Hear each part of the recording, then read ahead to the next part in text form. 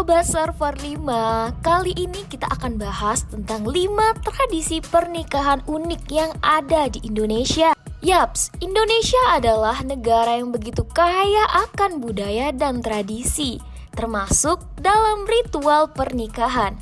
Langsung aja, ini dia 5 tradisi pernikahan unik di Indonesia. Yang pertama yaitu dari suku Tidung, Kalimantan. Di Kalimantan Utara ada sebuah tradisi turun-menurun yang unik. Tradisi ini berlaku bagi pasangan suku Tidung yang akan melangsungkan pernikahan. Calon pengantin tidak diperbolehkan untuk buang air selama 72 jam atau 3 hari 3 malam. Sebelum prosesi, pengantin pria tidak boleh melihat calon mempelainya sampai ia menyanyikan lagu-lagu cinta. Setelah bernyanyi, barulah tirai di antara mereka dibuka dan bisa melihat satu sama lain. Selain pengantin pria yang mesti fasih bernyanyi lagu cinta, pengantin wanita pun diikat sebuah aturan, yaitu tidak boleh meninggalkan batas rumah selama bertunangan. Lalu, jika mempelai pria datang ke pernikahan tidak tepat waktu, akan didenda dengan berupa perhiasan. Yang paling unik dalam prosesi pernikahan suku Tidung, yaitu pasangan pengantin tidak diizinkan untuk buang air selama 3 hari 3 malam. Mungkin bagi masyarakat luar ini adalah suatu hal yang tidak lazim dan sangat menyiksa. Namun, bagi masyarakat setempat, hal tersebut adalah sebuah hal lumrah yang harus ditaati. Menahan buang air itu sendiri rupanya ada latar belakangnya. Masyarakat suku Tidung mempunyai kepercayaan bila berhasil melakukan hal tersebut, pasangan pengantin tidak akan menimpa kesialan. Pernikahan yang dibangun akan jauh dari perselingkuhan dan umur yang pendek. Ada trik yang dilakukan agar kedua pengantin lebih mudah untuk menjalankan ritual tersebut. Caranya adalah dengan makan dan minum dalam jumlah yang jauh lebih sedikit dari biasanya. Dengan begitu, rasa mules dan ingin ke belakang bisa ditahan. Orang-orang lain pun yang di sekitar pengantin bertugas untuk mengawasi kedua mempelai agar tidak gagal menjalankannya. Unik ya? Kita lanjut yang kedua, yaitu ada uang panai dari Makassar. Uang panai atau yang biasa disebut juga panaik adalah salah satu dari sekian banyak tradisi suku Bugis Makassar ketika hendak melangsungkan proses pernikahan. Uang panai sendiri diartikan sebagai pemberian harta benda oleh calon pengantin pria kepada calon pengantin wanita. Salah satu hal yang sering kali menjadi ujian adalah perihal aturan adat yang harus diikuti. Di masyarakat suku Bugis Makassar, aturan adat yang sampai saat ini sering menjadi ujian tersendiri bagi pasangan muda-mudi yang ingin menikah adalah perihal uang panai. Terkait berapa jumlah uang panai yang harus diberikan, tidak selalu sama antara satu dengan lainnya. Semua bergantung pada kesepakatan antara kedua belah pihak.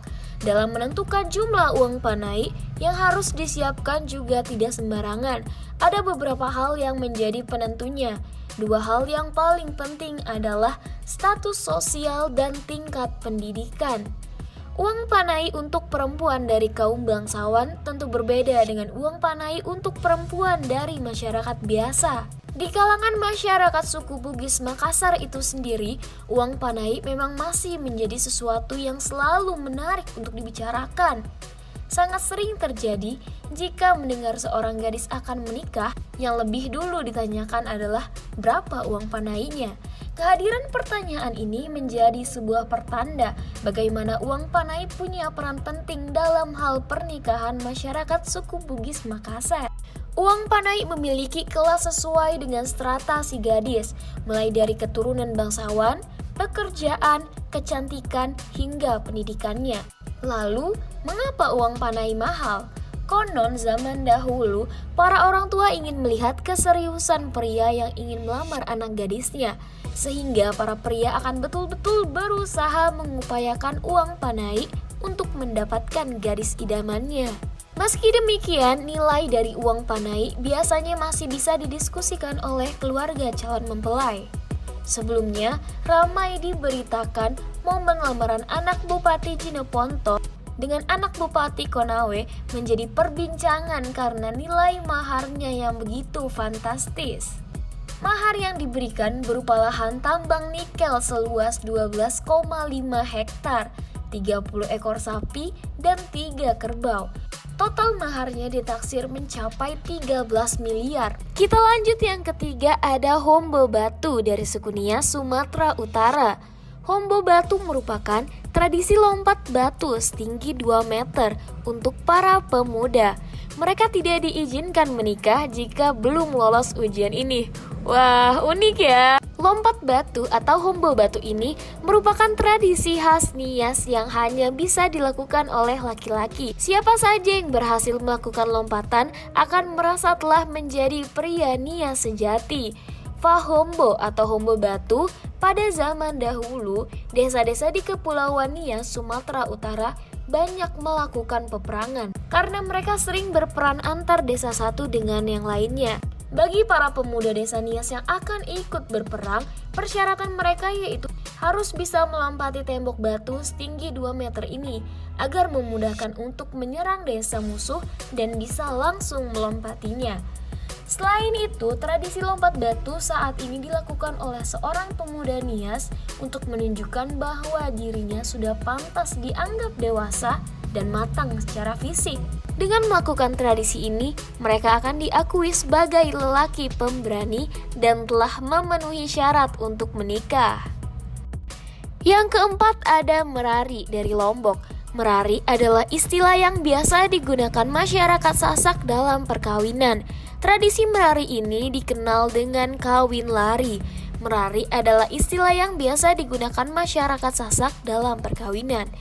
Bila umumnya pernikahan ditempuh dengan cara mempelai pria bersama keluarganya datang untuk melamar perempuan, maka bagi sebagian suku Sasak, cara yang ditempuh berbeda. Mereka melakukannya lewat merari.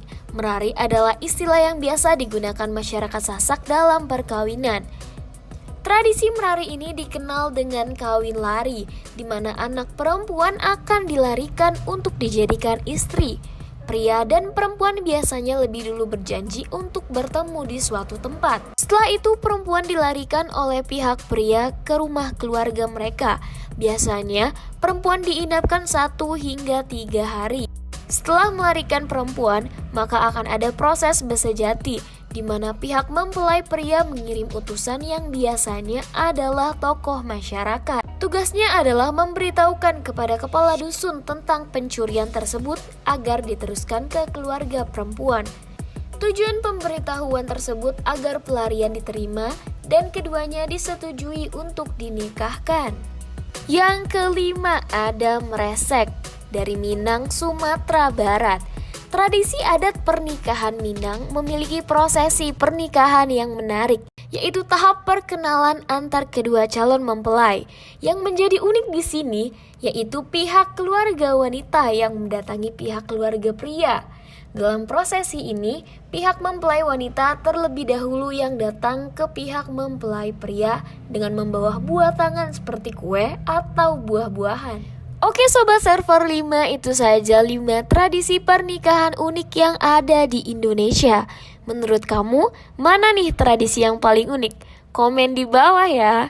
Jangan lupa untuk like, comment, and subscribe.